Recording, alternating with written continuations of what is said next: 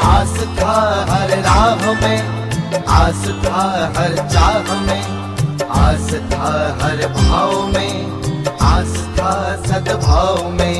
आस था, आस था।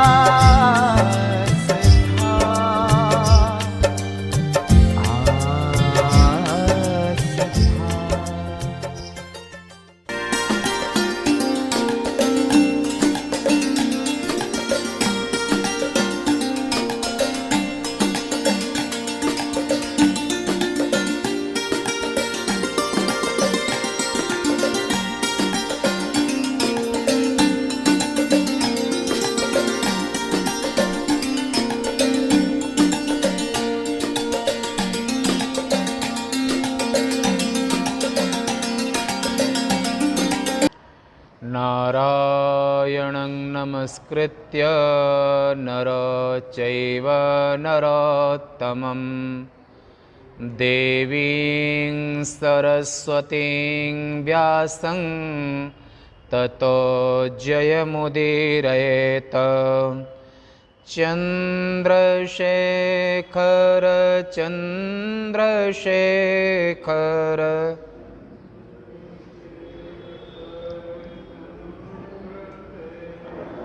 चन्द्रशेखर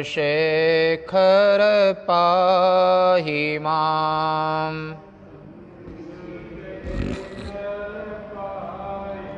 चन्द्रशेखर चन्द्रशेखर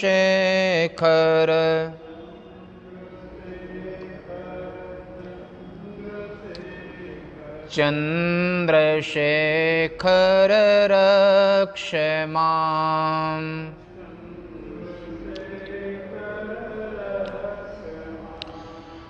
उमा महेश्वर भगवान के आज 6/8/2020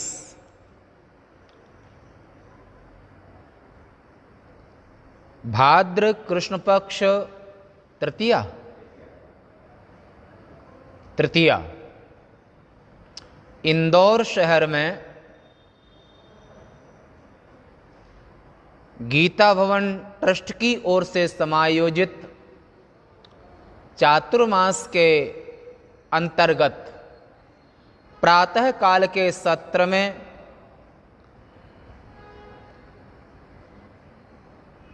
श्री शिव महापुराण में आप श्रवण कर रहे हैं। कल आपने 18वें अध्याय तक का श्रवण किया, अति संक्षिप्त।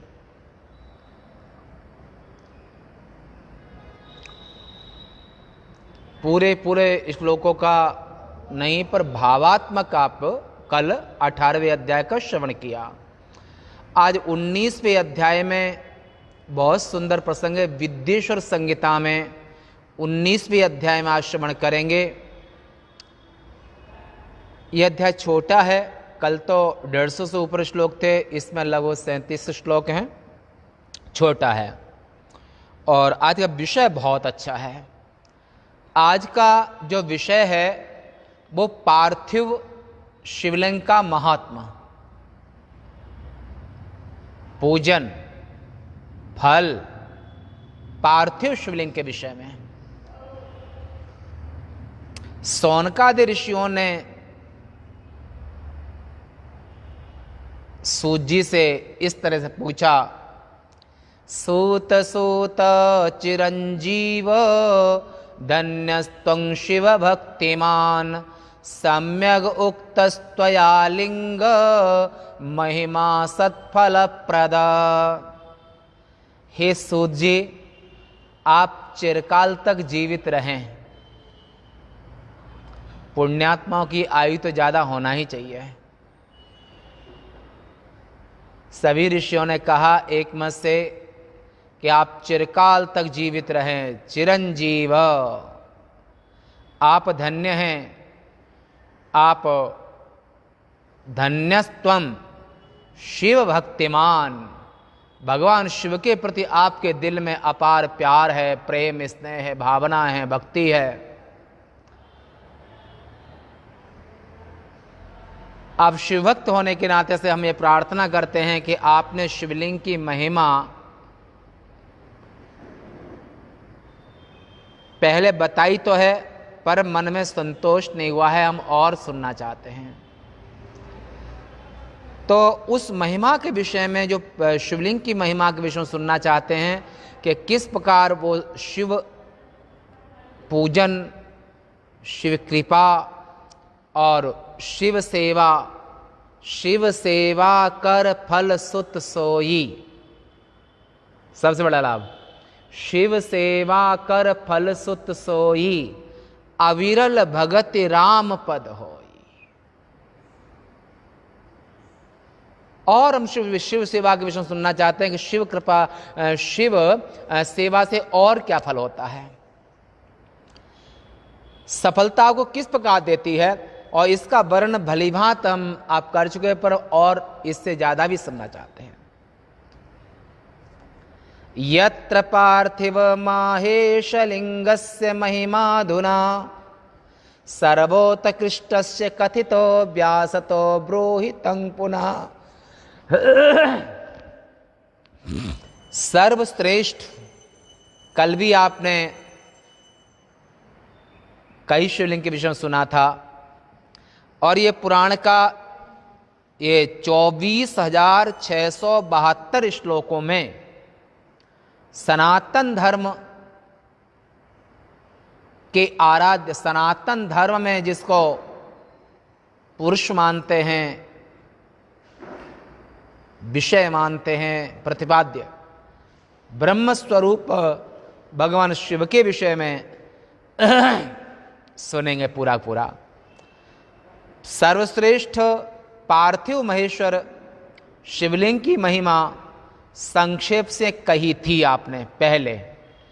अब उससे मन में पूर्ण संतुष्टि नहीं हुई, हम पार्थिव शिवलिंग के विषय में और सुनना चाहते हैं।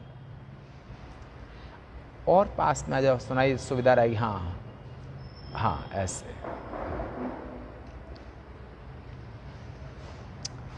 सूत जी ने कहा कि सूतोवाचो शृणुध्वंऋषया सर्वे सद्भक्त्यादरतोऽखिलाः शिव पार्थिव लिंगस्य महिमा प्रोच्यते मया। हे ऋषियों, हे ब्राह्मणों, हे शिव के भक्तों, आप सब सुनिए। आप सबकी भक्ति और आदर से प्रसन्न होकर मैं शिवजी के पार्थिव लिंग की महिमा को सुना रहा हूँ। पहले कहे गए सभी लिंगों में सोने का शिवलिंग, पारद का शिवलिंग, बाण शिवलिंग, लोहे का शिवलिंग और भी कई तरह के शिवलिंग हुए। उन सभी शिवलिंगों में जो पार्थिव शिवलिंग है वो सबसे उत्तम है। उसका पूजन करने से अनेक लोग सिद्धि को प्राप्त हो चुके हैं। पार्थिव शिवलिंग का आपने विधि भी देखी थी। जलाशय से, तालाब से, कुएं से, तालाब में जो मिट्टी होती है, तालाब की मिट्टी उत्तम होती है, महीन महीन। नदी के पुलिन की मिट्टी, नदी के तट की जो मिट्टी होती है, पवित्र मिट्टी को लेकर के अगर सूखी है तो पानी डालें और गाय का दूध भी मिलाएं, वो मिट्टी तैयार कर लें। अर्घा पीठ, अर्घा को पीठ कहते हैं, शक्ति कहते हैं। प्रातः स्मरणीय पुरी के शंकराचार्य जी महाराज एक कुछ बोल रहे थे। उनने कहा था कि मठ और पीठ कितना अंतर है, आमनाय। बहुत सुंदर महाराज जी बोलते हैं। महाराज का निर्णय नंबर 1, बहुत सुंदर। तो आमनाय यानी कि पीठ, शक्ति के सहित, और शिवलिंग अगर आप केवल अकेला पूजन करेंगे, पीठ कहते हैं, अमुक पीठ, अमुक पीठ, अमुक पीठ का मतलब होता है जगन माने शक्ति का वास, शक्तिपीठ। शक्तिपीठ माने शक्ति के बिना शिव का पूजन नहीं, पीठ के सहित शिवलिंग का पूजन करना चाहिए। मिट्टी का शिवलिंग बनाए तो मिट्टी की पीठ भी बनाए या सांचा बनवा लें। अगर आप एक दिन में 100 नहीं, 1000 नहीं, 51 नहीं, 11 तो कम से कम 11 शिवलिंग तो पार्थिव बना ही सकते हैं। 11 पार्थिव शिवलिंग, अगर 11 भी नहीं बना सकते हैं तो 5 पार्थिव शिवलिंग, पर पीठ जरूर होनी चाहिए। बिना पीठ के शिवलिंग का पूजन ठीक नहीं है। पीठ माने अर्घा, इसके सहित, पीठ के सहित। तो यहां पर पार्थिव लिंग सबसे उत्तम है, उसका पूजन करने से अनेक लोग सिद्धि प्राप्त कर लिए हैं। हरि माने विष्णु, ब्रह्मा, प्रजापति इसी पार्थिव लिंग का पूजन करके अपने अपने मनोरथों को प्राप्त किए हैं पिछले कल्पों में। इस कल्प में हनुमान जी महाराज चिरंजीवी हैं। अगले जब इन ब्रह्मा जी की आयु पूरी हो जाएगी तो इन ब्रह्मा जी की आयु पूरी होने के बाद हनुमान जी ब्रह्मा जी बनेंगे। ब्रह्मा जी की आयु कम नहीं होती, बहुत होती है। बोले कितनी आयु होती है? ये भगवान शिव के अनुग्रह से इतनी आयु प्राप्त की है, प्रसंगवश बोल देते हैं। तो कहा कि हरे ब्रह्मा चर्षया प्रजा स प्रजापतयस्तथा संपूज्य पार्थिवं लिंगम प्रापु सर्वेप्सितं द्विजा। हे ब्राह्मणों, इन ब्रह्मा विष्णु महेश इन सब ने पार्थिव पूजन करके और महान पद को, प्रतिष्ठा को और आयु को प्राप्त किया है।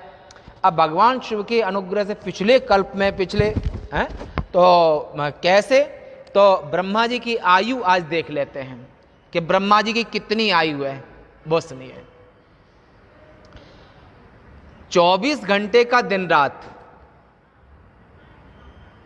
मनुष्य लोक के हिसाब से, जिसमें हम आप बैठे हुए हैं। 15 दिन का शुक्ल पक्ष, 15 दिन का कृष्ण पक्ष, 6 महीने का उत्तरायण, 6 महीने का दक्षिणायन, 365 दिन का एक वर्ष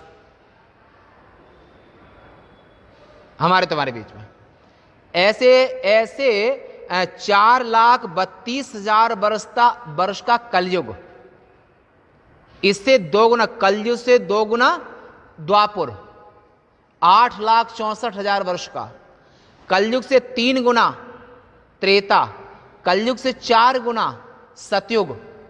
ये चारों युगों की आयु को एक मिला लो और इसका नाम हुआ महायुग। एक महायुग, चारों युगों की आयु को मिलाकर के एक महायुग। ऐसे 71 महायुग का एक मनमंत्र, और एक मनमंत्र तक की इंद्र की, अप्सराओं की, मनु की, सप्तऋषियों की, सूर्य चंद्रमा की, इनकी आयु एक मनमंत्र की होती है। 71 चतुर्युगी का एक मनमंत्र, देवराज इंद्र की इतनी आयु होती है, अप्सराओं की, देवराज की, सप्तऋषियों की, मनु की एक मनमंत्र। फिर ऐसे 14 मनमंत्र, ऐसे इतने बड़े 14 मनमंत्र का ब्रह्मा जी का एक दिन होता है। माने ब्रह्मा जी अपने एक दिन में 14 इंद्र बदल देते हैं। भूर्भुवः स्वः तीनों लोकों में बड़ा परिवर्तन होता है। तो ब्रह्मा जी का 14 मनमंत्र माने एक दिन में 14 इंद्र चेंज कर देते हैं। और इतनी ही बड़ी ब्रह्मा जी की रात होती है 14 मनमंत्र की। फिर बीच का संध्या काल भी काफी होता है। और तो 14 मनमंत्र का दिन, 14 मनमंत्र की रात, तो ये दिन रात एक हो गया। 28 मनमंत्र का दिन रात ब्रह्मा जी का हुआ। और ऐसे 365 दिन का ब्रह्मा जी का एक वर्ष होता है, इतना बड़ा। और एक ऐसे ब्रह्मा जी को 50 वर्ष से ऊपर की आयु चल रही है। सोचो कितने जन्म तुम्हारे हो, कितने जन्म हो चुके होंगे। और जब इन ब्रह्मा जी की आयु पूरी हो जाएगी तो अगले अगले अगले समय में हनुमान जी महाराज ब्रह्मा जी बनेंगे इन ब्रह्मा जी के बाद, ऐसा व्यास जी ने लिखा है।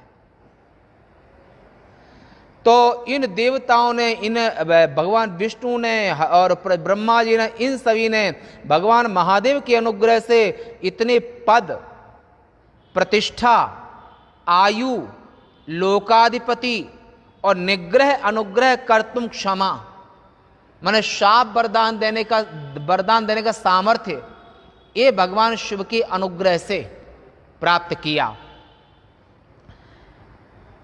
और यही नहीं, देवता, असुर, मनुष्य, गंधर्व, उरग, उरग माने सांप, छाती है पैर जिसके, माने सांप, ऐसे सांप माने देवता, असुर, मनुष्य, गंधर्व, उरग, राक्षस और भी बहुत से लोग उसका पूजन कर परम सिद्धि को प्राप्त हो चुके हैं। कृते रत्नमयं लिंगं त्रेतायां हेम संभवं द्वापुरे पारदं श्रेष्ठं पार्थिवं तु कलौ युगे। जैसे आपने अन्य पुराणों में यह सुना है कि कृतयुगे भगवान ब्रह्मा, त्रेतायां भगवान हवि, द्वापुरे भगवान विष्णु, कलौ केवल महेश्वरा। सतयुग में ब्रह्मा जी, पूरे सतयुग के आराध्य देव ब्रह्मा जी, त्रेता के आराध्य देव यज्ञ भगवान, द्वापुर के आराध्य देव विष्णु भगवान, कलौ केवल महेश्वरा, और संपूर्ण कलयुग के आराध्य देव भगवान महेश्वर हैं। कृतयुग सब जोगी विज्ञानी, करि हरि भजन तरहि भव प्राणी, त्रेता विविध यज्ञ नर करहि, प्रभु समर्पि करम भव तरहि, द्वापुर कर रघुपति पद पूजा, नर भव तरन उपाय न दूजा। कलयुग केवल हरि गुण गाहा, सुमिर सुमिर नर पार होते हैं। पर कलौ केवल महेश्वरा, कलयुग के आराध्य देव महादेव हैं। पर सतयुग में कृते रत्नमयं लिंगम, सतयुग में भगवान महादेव का पूजन रत्नमय शिवलिंग बनाते थे लोग, रत्न खूब होते थे। लिंगं त्रेतायां हेम संभवम, त्रेता में सोने के शिवलिंग का बहुत महत्व होता था। द्वापुरे पारदम श्रेष्ठम, और द्वापुर युग में पारे के शिवलिंग का महत्व ज्यादा। और कलौ युगे, कलयुग में जैसे 3 युगों में अलग अलग शिवलिंग, ऐसे कलयुग में पार्थिवम, पूरे कलयुग में पार्थिव शिवलिंग का महत्व सबसे ज्यादा है। पार्थिवं तु कलौ युगे, यानी कि यानी कि कलयुग में पार्थिव लिंग उत्तम है। शिवजी की 8 मूर्तियों में सर्वश्रेष्ठ पार्थिव मूर्ति है। हे ब्राह्मणों, इसे अनन्य भाव से पूजने से सबसे अधिक फल मिलता है। कलयुग में कली के आराध्य देव महादेव हैं, और कलयुग में सबसे महत्वपूर्ण शिवलिंग है तो पार्थिव। जिस प्रकार सभी देवताओं में महेश्वर श्रेष्ठ हैं, उसी प्रकार सभी लिंगों में पार्थिव लिंग श्रेष्ठ कहा गया है। जिस प्रकार सभी नदियों में गंगा नदी उत्तम है, उसी प्रकार सभी लिंगों में पार्थिव लिंग उत्तम है। एवं यथा सर्वेषु मंत्रेषु प्रणवो ही महान स्मृतः, तथेदं पार्थिवं श्रेष्ठं आराध्यं पूज्यमेव ही। तो यहाँ पर जैसे सभी मंत्रों में, सप्तकोटि महामंत्र, सभी मंत्रों में ओंकार सबसे बड़ा है। माया बीज, तारक मंत्र, भुवनेश्वरी बीज, ह्रींकार ओंकार हिरिंकार में कोई भेद नहीं है। तंत्र में हिरिंकार, जो कि माया बीज भी कहते हैं, तारक मंत्र भी कहते हैं, ओंकार। प्रणवः वेदेषु, सभी मंत्रों में प्रणव श्रेष्ठ हैं और मंत्रों में ओंकार श्रेष्ठ है। उसी प्रकार सभी लिंगों में पार्थिव लिंग श्रेष्ठ है, आराधना के योग्य तथा पूज्य है। जिस प्रकार सभी वर्णों में ब्राह्मण को श्रेष्ठ कहा गया है, उसी प्रकार सभी लिंगों में पार्थिव लिंग श्रेष्ठ है। जिस प्रकार सभी नगरियों में काशी श्रेष्ठ है, इसी तरह से जैसे काशी सभी नगरियों में श्रेष्ठ है, ऐसे सभी लिंगों में पार्थिव लिंग श्रेष्ठ है। जिस प्रकार सभी व्रतों में शिवरात्रि का उत्तम व्रत है, जितने भी व्रत उपवास हैं, उन सभी व्रतों में महाशिवरात्रि का जो व्रत है सबसे उत्तम है। शिवरात्रि का व्रत श्रेष्ठ है और उसी तरह से सभी लिंगों में पार्थिव लिंग उत्तम है। जिस प्रकार सभी देवियों में शैवी शक्ति को श्रेष्ठ माना है और उसी प्रकार से सभी लिंगों में पार्थिव लिंग उत्तम है। तैयार किए हुए पार्थिव लिंग को छोड़ करके जो दूसरे देवता की पूजा करते हैं, उसकी वह पूजा, स्नान, दान सब व्यर्थ हो जाते हैं शिवलिंग की पूजा के बिना। पार्थिव लिंग की उपासना पुण्यप्रद है, पार्थिव लिंग की उपासना पुण्यप्रद है।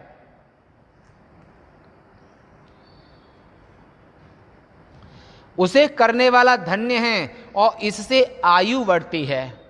यह तुष्टि यानी कि संतोष, तुष्टि में संतोष और पुष्टि माने उत्तम स्वास्थ्य प्रदान करता है, शरीर में आरोग्यता लाता है, रोगों का नाश करता है। मृत्युंजय महादेव के अनुग्रह से एक बड़े रोग नष्ट हो जाते हैं। महादेव के अनुग्रह से आदि व्याधि इन सब का नाश होता है और इससे धन की प्राप्ति होती है। अतः साधकों को इसकी उपासना अवश्य करनी चाहिए। जो भी पूजा सामग्री उपलब्ध हो उससे भक्ति और श्रद्धा युक्त होकर के पार्थिव लिंग की पूजा करे। इससे सभी मनोरथ सिद्ध होते हैं, चाहे लोक के हों या परलोक के हों।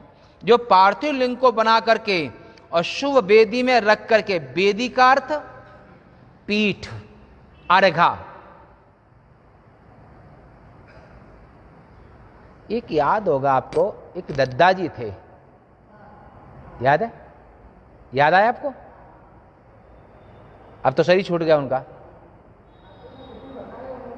पार्थिव पूजन बहुत किया, पर उनके पार्थिव पूजन में केवल शिवलिंग होता था।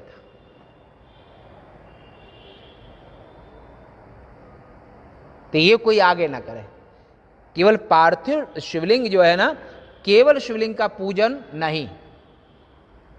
फिर कैसे? पीठ के साथ, यानी अर्घा के साथ। कार्य तो बहुत किया परंतु पीठ नहीं बनाई। पीठ बना अर्घा। अरे अर्घा, शिवलिंग का अर्घा नहीं होता है? हाँ,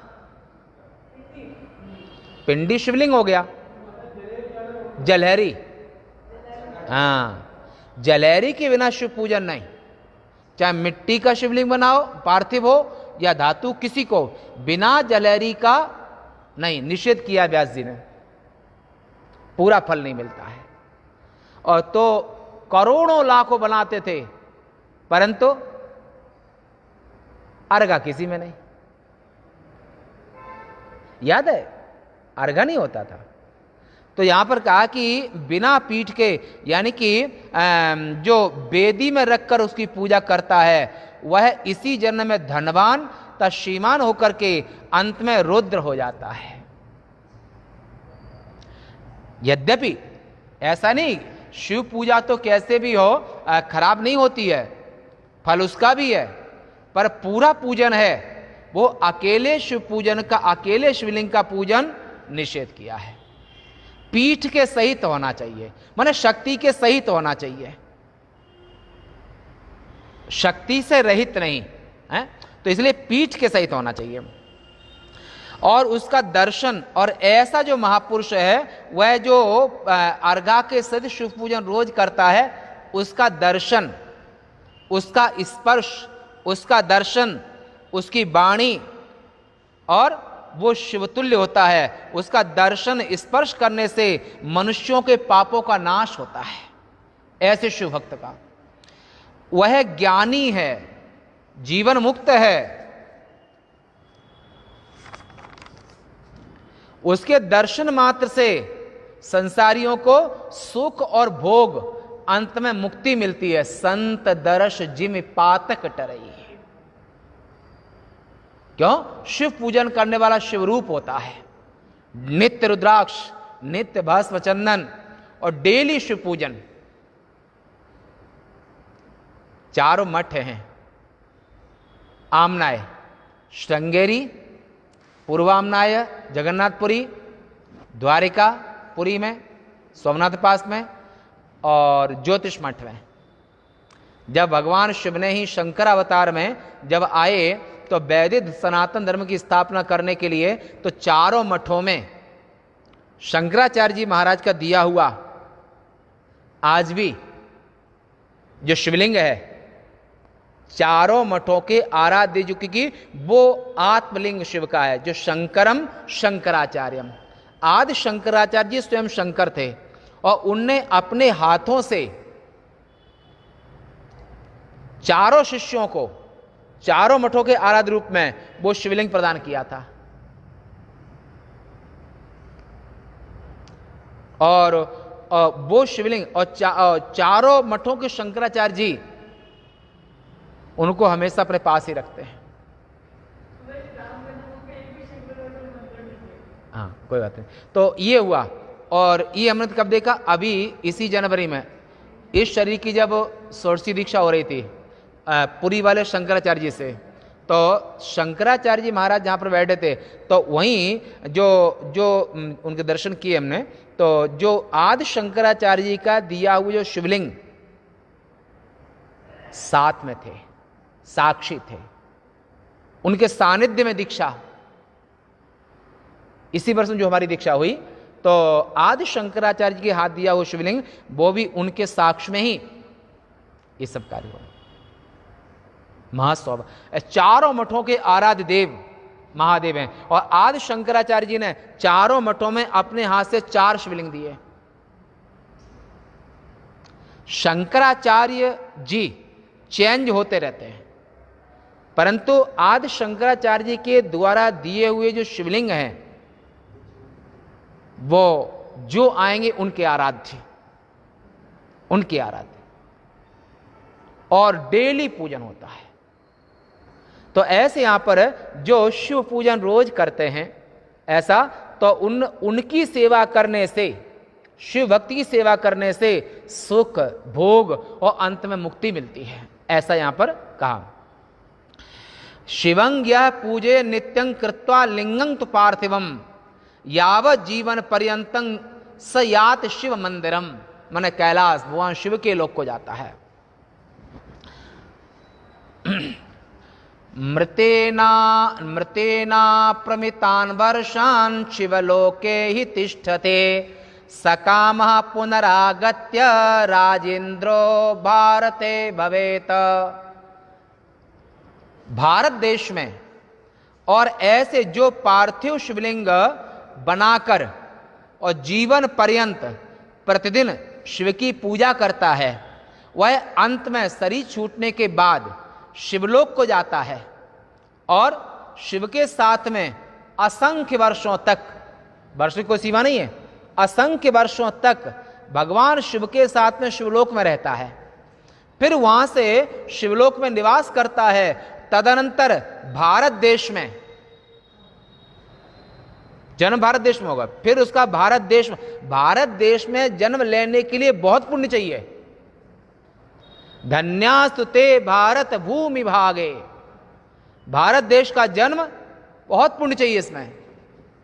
और ये बात आप बृहदारण्य उपनिषद में स्मरण कर सकते हैं। तो आर्यावर्त की सीमा हिमालय से लेकर के कन्याकुमारी तक। ये आर्यावर्त, ये पूरी पृथ्वी का नाभि केंद्र है। और इसमें भी नाभि केंद्र देखेंगे तो भगवान महाकाल, महाकाल जो वन है, ये पूरी पृथ्वी का नाभि केंद्र जहां भगवान महाकाल विराजमान है। आप कितने पुण्यात्मा हैं, पूर्वजन्म कितने पुण्य आपके हैं। तो ऐसा शिव भक्ति करते करते शिवलोक गया, और अगर फिर उसका जन्म होगा तो उसका जन्म भारत देश में होगा। भारत देश में पढ़ा लिखा है, नहीं पढ़ा लिखा है, पर दिल से कोमल होता है, आस्तिक होता है, भगवान को जानता है, भक्ति को जानता है, ज्ञान को जानता है, वैराग्य को जानता है। वो भले पढ़ा लिखा है या नहीं,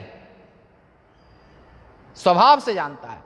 तो ऐसे जो यहां पर तदन भारतवर्ष में जन्म लेकर के राजाओं में श्रेष्ठ होता है।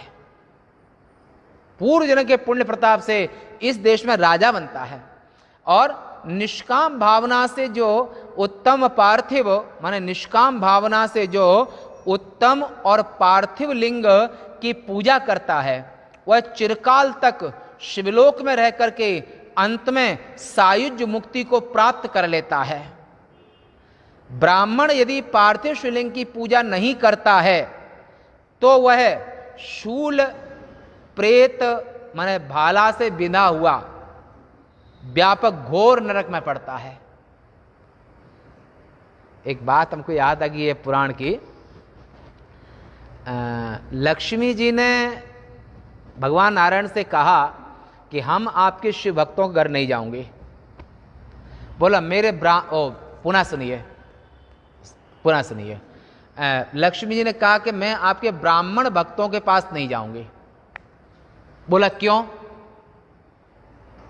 बोला इसलिए, तातो में एन पीतो चरण तल तला ताड़ितो वल्लभो में गेहंग में प्रद्यनं छेदयन्ति उमानाथ पूजा निमित्तं तस्मात् खिन्ना सदा हम दुजुकुल तिलकं नाथ नित्यं तजामि।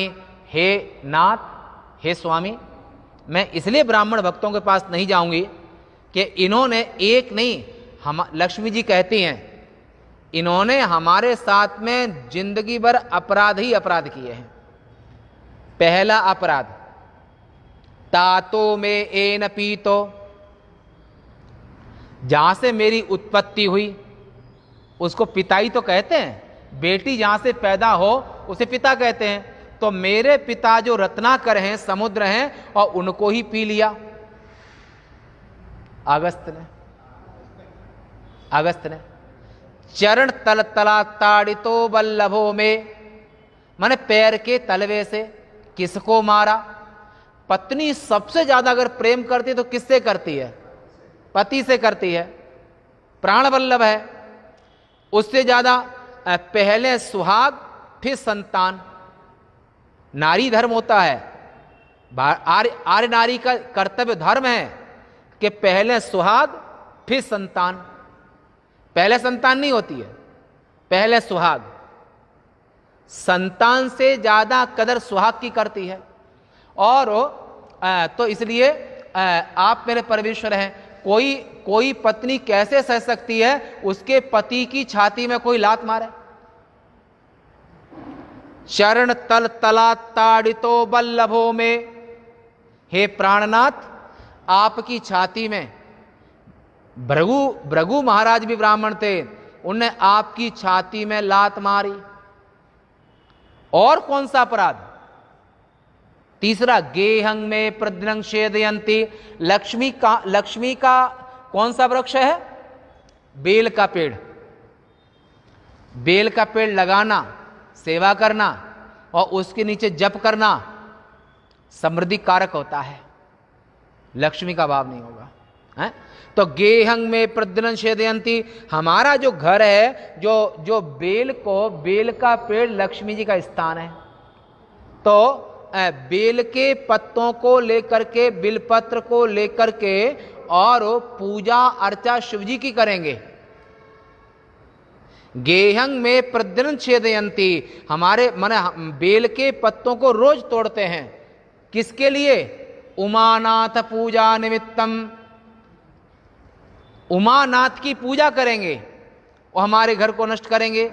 गेहं में प्रतिदिनं छेदयन्ति उमानाथ पूजा निमित्तं, उमानाथ की पूजा करेंगे ब्राह्मण लोग हैं।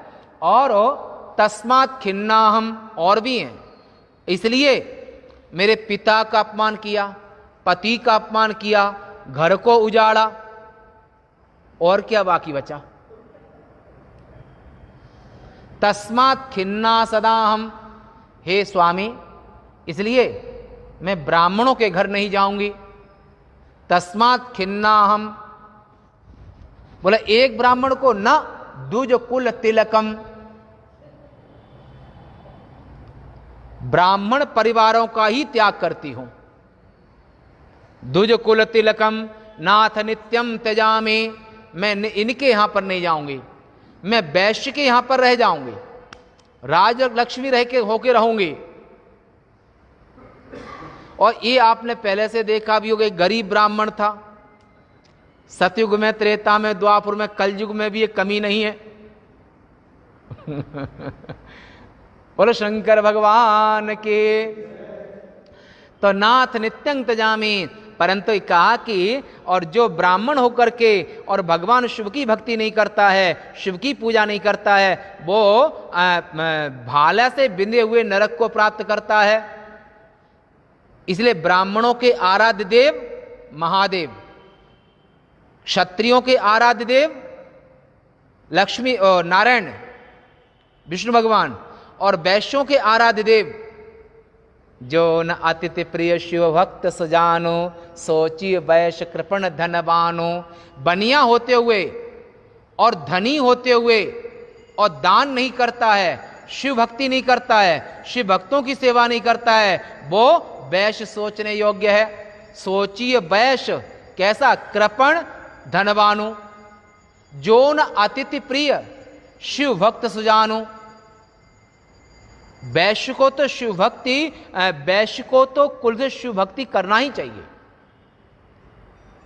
जो वैश्य होके शिव भक्ति नहीं करता है और धनियों के दान नहीं करता है, और ऐसे ही कलयु केवल महेश्वर, कलयुग के आराध्य महादेव हैं। और कलयुग में सबसे ज्यादा, कलयुग में अगर सबसे महत्वपूर्ण वो पार्थिव पूज, कुछ नहीं है, थोड़ी मिट्टी लेकर के 10 शिवलिंग बना लिए, अर्घा बनाया, शिवलिंग बनाया, थोड़ा सा पूजा रोज ही कर सकते हैं, सावन महीना में तो करना ही चाहिए।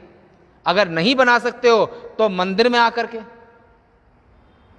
जल। तो वैश्य के आराध्य देव, ब्राह्मणों के आराध्य देव, दानवों के आराध्य, ऐसा कोई नहीं है जिसके आराध्य शिव न हो। तो ये यहां पर का, इसलिए यहां पर निष्कामः पूजे नित्यं पार्थिवं लिंगम उत्तमम, शिवलोके सदा तिष्ठेत तस्य सायुज्यमाप्नुयात्। निष्काम भाव से जो भगवान महादेव की पूजा करता है वो शिवलोक को प्राप्त करता है। पार्थिवं शिवलिंगं च विप्रो यदि न पूजयेत सयात नरकं घोरं शूलप्रोतं सुदारुणम। और ऐसे ब्राह्मण होते हुए शिव की अर्चा पूजा नहीं करता है, वो नरकगामी होता है। तो ऐसे यहां पर, अब यहां पर चरलिंग को, चरलिंग और अचरलिंग, इसकी व्याख्या आप पहले सुन चुके हैं। चरलिंग किसे कहते हैं?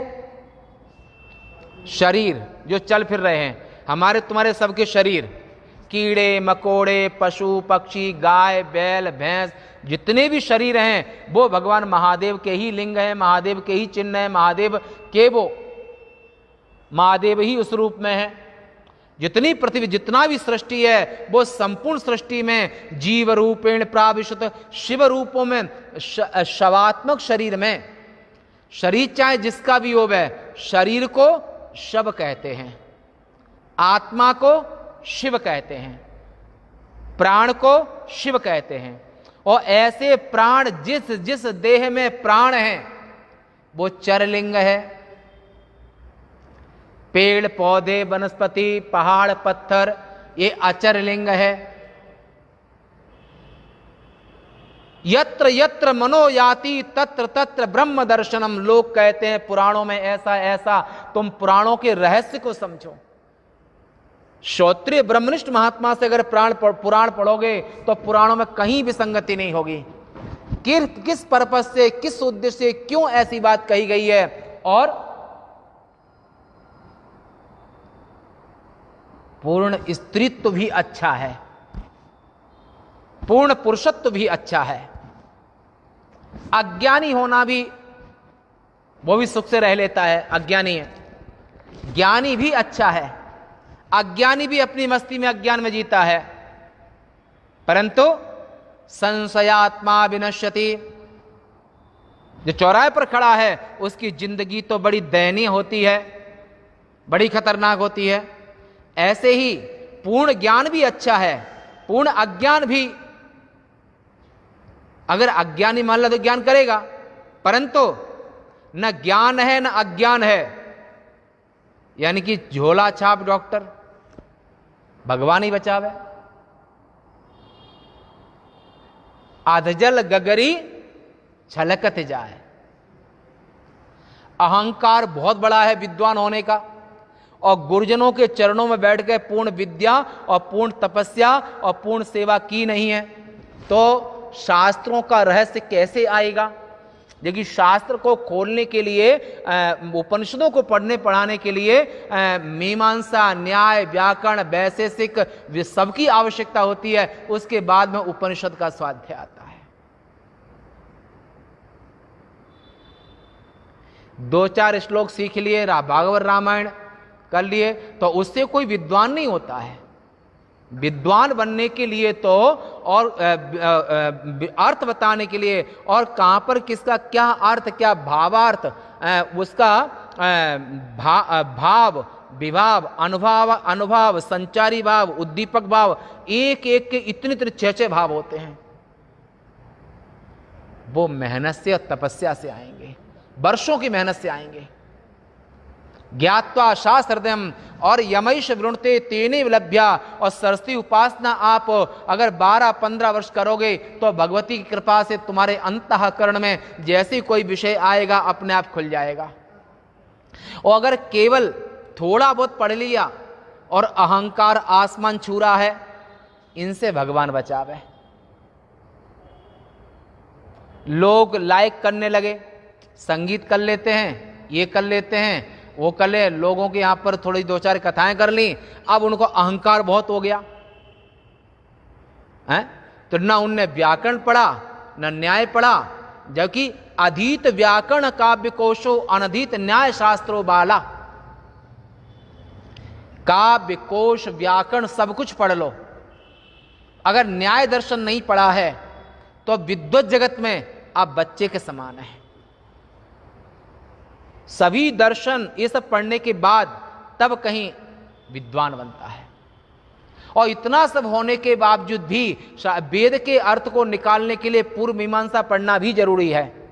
तो जैन ऋषि कहते हैं कि श्रुति लिंग वाक्य प्रकरण स्थान समाख्या पूर्व बलिया। श्रुति लिंग वाक्य प्रकरण स्थान और समाख्या 6। समाख्या छठा है, श्रुति पहला है, तो समाख्या छठे से पहले के प्रमाण बलवान होते हैं। किस प्रसंग में, किस उद्देश्य से, लिंग मन चिन्ह किस तरह से वहां पर रूपरेखा ना, तो श्रुति लिंग वाक्य प्रकरण, कौन सा प्रकरण चल रहा है।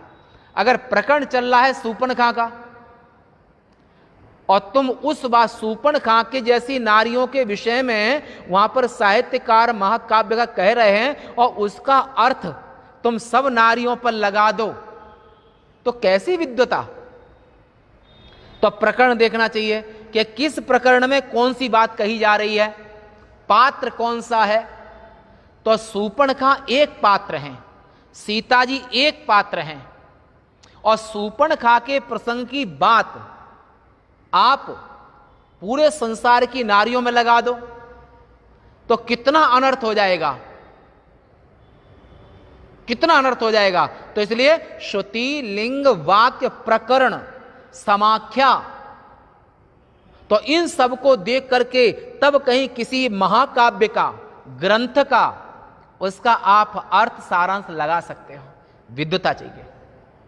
और आप थोड़े पढ़े लिखे और अहंकार बहुत हो गया, उद्दंडवत दंडवत न नमति, श्वेत केतु जैसा, जब पिता के पास गया अपने पिता को प्रणाम नहीं किया। ये बड़े खतरनाक लोग होते हैं। और जो विद्वान होगा, विद्वान फलदार वृक्ष झुक जाते हैं। विद्या ददाति विनयम, विद्वान की पहचान है वो विनम्र होता है। मूर्ख की पहचान है वो उद्दंड होता है, अपने पिता को भी नहीं मानता है। उद्दंडवत न नमति। श्वेतकेतु ने अपने पिता उद्दालक के यहां पर प्रणाम करना छोड़ दिया कि मैं चारों वेद कंठस्थ हैं। तब पिता ने पूछा कि पुत्र ये बताओ, वो प्रसंग जब आएगा तब बताएंगे हैं? तो कहने तात्पर्य यह है जो संपूर्ण प्रकरण को, स्थान को, समाख्या को, इन सब को लेकर अर्थ निकालता है कि शूर्पणखा के प्रकरण को सीता में नहीं जोड़ता है, सीता के प्रकरण को शूर्पणखा में नहीं जोड़ता है। अब वहां पर शूर्पणखा के प्रसंग में बात कही है कि ढोल गमार शूद्र पशु नारी सकल ताड़ना के अधिकारी पुरुष मनोहर निरखते नारी, भ्राता पिता पुत्र उर्गारी। भाई हो, पिता हो, कोई भी हो वह, स्त्री हमेशा सुंदर पुरुष को, सुंदर युवा पुरुष को देखती है, कितनी गलत बात हो जाएगी। प्रसंग प्रकरण शूर्पणखा जैसी नारियों का है। सभी नारियों के लिए आप नहीं कह सकते हैं, नहीं तो व्याख्या बड़ी गलत हो जाएगी। इसलिए श्रुति, लिंग, वाक्य, प्रकरण, स्थान और समाख्या, पूर्व बलिया, ये पूर्व मीमांसा का है। तब कहीं आप किसी महाकाव्य का अथवा 1 घंटा बोलने के बाद हमने क्या बोला, ये हमारा पहला देखें, मध्य देखें, लास्ट में देखें, तब तात्पर्य निश्चित करें, तब आपको निर्णय लग जाएगा ये शिव भक्ति के विषय, शिवलिंग के विषय में बोल रहे हैं। आज का सब्जेक्ट पार्थिव शिवलिंग के विषय में 1 घंटे में बहुत कुछ बोला, पर 1 घंटे तात्पर्य लक्ष्य क्या है, क्या बोलना चाहते हैं, तब आपको लगेगा कि भगवान शिव भक्ति के विषय में, पार्थिव शिवलिंग के विषय में आज की कथा का विषय ये था। और एक पंक्ति को, एक वाक्य को लेकर के आप निर्णय कर लें, नहीं महाराज तो शूर्पणखा की कथा की, कितना अनर्थ हो जाएगा। तो पूर्वापर पर्यालोचना माने पूरब, लास्ट, मध्य, ये सब देख करके तब निर्णय करें कि किस विषय क्या था। तो ऐसे भगवान महादेव का चरलिंग, अचरलिंग, तो चरलिंग में प्राण जिसमें है, अन्न, वस्त्र, जल, सहायता दे करके शिव की आराधना हो गई तुम्हारी। अचर में पेड़ पौधों को पानी देना, ये शिवाराधना है। रक्षा करना शिवाराधना है। प्रकृति का संतुलन बिठा कर रखना, प्रकृति को संभाल कर रखना, आगे आने वाली पीढ़ी के लिए भी नई व्यवस्था देना, ये भी शिवाराधना है। राजा मर्यादित होता है, सबकी भावनाओं ध्यान रखता है, सबके सुखों का ध्यान रखता है। राजधर्म में राजा भी एक सन्यासी की जिंदगी राजा की होती है।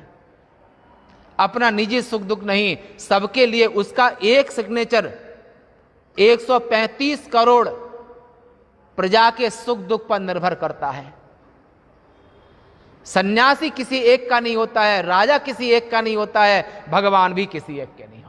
और वेद भगवान जो शास्त्र हैं, शास्त्रीत शास्त्रम, जो शपर शासन करने वाले हैं, ये शास्त्र संपूर्ण मानव जाति के कल्याण के लिए हैं।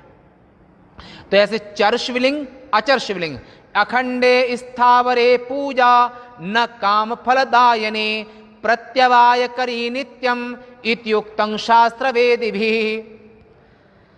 यानी कि अखंड स्थावर लिंग में की गई पूजा इच्छित फल को नहीं देती है, अपितु विघ्न कारक होती है, ऐसा शास्त्र को जानने वालों ने कहा है। और अखंड चरलिंग में की गई पूजा पूर्ण फल को देती है। अखंड चरलिंग में की गई पूजा पूर्ण फल को देती है। 2 खंडों वाले चरलिंग में की गई पूजा अत्यंत हानिकारक है। अर्थ इसका यह हुआ, तुम्हारी भाषा में समझाएं, खंडित मूर्ति की पूजा नहीं करना चाहिए। खंडित खंडित का अर्थ ये भी आता है, अगर आप किसी मनुष्य को यज्ञ में पति पत्नी के सहित शिव और शिवा के रूप पूजन कर रहे हैं, एक को आंख नहीं है, एक को कान नहीं है, एक को हाथ नहीं है, एक को पैर नहीं है, यानी कि भगवान की पूजा में सर्वांग होना चाहिए, खंडित नहीं होना चाहिए। ऐसे ही आप मूर्ति पूजा में, वहां पर खंडित मूर्ति की पूजा निषेध है। तो चर यानी कि जो चर पूजा है, यानी ये जो चर पूजा है, यानी कि अखंडे तु चरे पूजा संपूर्ण फलदायिनी। दुई खंडे माने, अगर दुई खंडे माने हाथ अलग बॉडी अलग, मूर्ति में है, पुरुष में है, स्त्री में है, पूजा करना, तो दुई खंडे तु चरे पूजा महाहान प्रदा स्मृता। खंडित मूर्ति की पूजा अच्छी नहीं होती है। और स्थावर में वहां पर तुम पूजा करो, गोवर्धन पर्वत की पूजा करो, कई किलोमीटर में है, फल अवश्य मिलेगा है? इसलिए गुरु, ब्राह्मण, आचार्य, मूर्ति, श्री विग्रह ये पूर्ण होना चाहिए। काने, खंजे, लंगड़े, बहरे ये नहीं है। तो इसलिए यहां पर चर पूजा में संपूर्ण होना चाहिए। अचर पूजा में अगर पहाड़ की पूजा कर रहे हो, गोवर्धन पर्वत की पूजा करते हो, और पेड़, कोई टहनी इधर जा रही, कोई टहनी उधर जा रही है, तुम तो जड़ में पानी दो, शिव पूजा का फल मिलेगा। सोचो सनातन धर्म कितना महान है, सनातन धर्म कितना महान है। सनातन धर्म पूरी प्रकृति का संरक्षण, संवर्धन, प्रकृति का केयर। आखिर इतना किस धर्म में इतनी गहराई से चिंतन किया गया है। तो ऐसे यहां पर चरलिंग अचरलिंग ये सब बातें कहीं, और ऐसे पार्थिव शिवलिंग उत्तम है। कलयुग में शिव पूजा महत्व है। आज वाणी को यहीं विराम देंगे, और हमारे लाइव में आए हो सभी के लिए ओम नमो नारायणाय, ओम नमो नारायणाय। आज की वाणी यहीं तक, शेष वार्ता कल। पूर्णमदः पूर्णमिदं पूर्णात् पूर्णमुदच्यते पूर्णस्य पूर्णमादाय पूर्णमेवावशिष्यते। ओम शांति शांति शांति। शंकरं शंकराचार्यं केशवं बादरायणं सूत्रभाष्य कृतौ वंदे भगवन्तौ पुनः पुनः। ईश्वरो गुरुरात्मेति मूर्तिभेद विभागिने व्योमवद्व्याप्तदेहाय दक्षिणामूर्तये नमः। ओम शांति शांति शांति। सत्य सनातन धर्म के, उमा महेश्वर भगवान के, सभी संत हरिभक्तन के, गीता गंगा मात के। नमः पार्वती पतये। हर हर महादेव।